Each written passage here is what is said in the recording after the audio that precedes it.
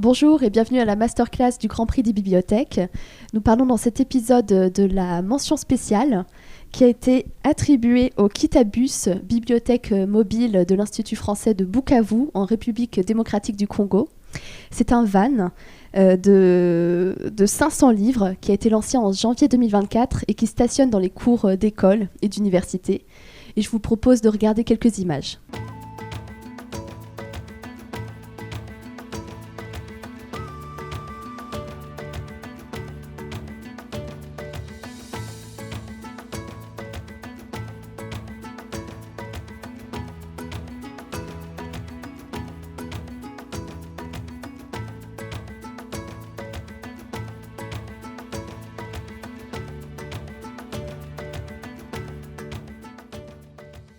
Et nous sommes en visio avec Ferdinand Chito Chimambo, coordinateur du projet Kitabus.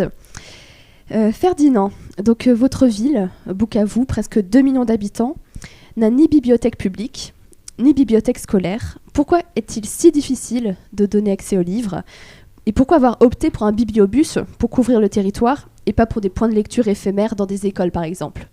Bonjour, je réponds au nom de Chito Chimambo Ferdinand, coordonnateur du projet Kitabus, la bibliothèque mobile de l'Institut français de Bukavu en République démocratique du Congo.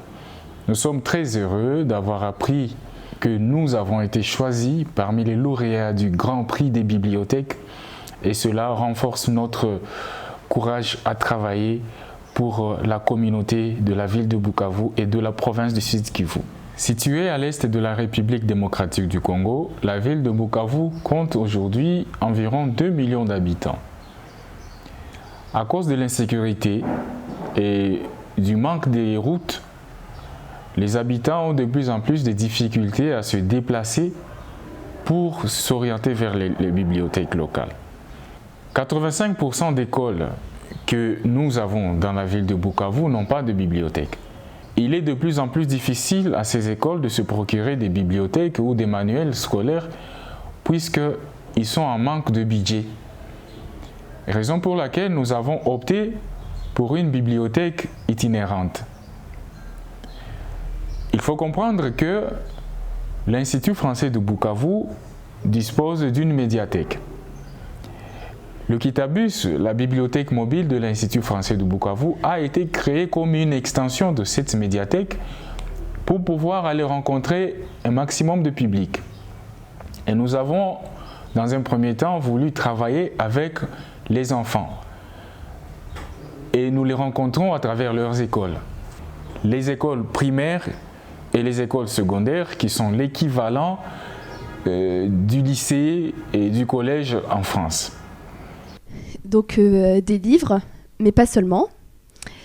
Mais qu'apporte spécifiquement le livre ? Au sein de ces écoles, nous organisons plusieurs activités, notamment des animations autour des livres, des ateliers de dessin, des ateliers de coloriage, des ateliers de musique. Et tout cela permet à ce que nous puissions nous orienter vers l'objectif de ce projet qui est de susciter chez les enfants le goût de lecture et de les familiariser avec les livres. Le fonds documentaire du Kitabus est pratiquement orienté vers la lecture loisir. Avec les livres, les enfants apprennent à jouer, ils apprennent à s'amuser avec des images, à s'amuser avec des lettres et tout cela est en faveur de leur éducation et de leur promotion. Et quels sont les projets pour la suite ? Les besoins sont énormes sur le terrain et les demandes de la population sont vraiment consistantes. Raison pour laquelle, à travers le Kitabus, nous posons des petites actions qui ont un sens significatif pour les habitants. L'Institut français de Bukavu a lancé récemment le projet Usomi qui signifie lecture, qui a pour objectif de créer des mini-bibliothèques dans les territoires de la province du Sud-Kivu, en dehors de la ville de Bukavu.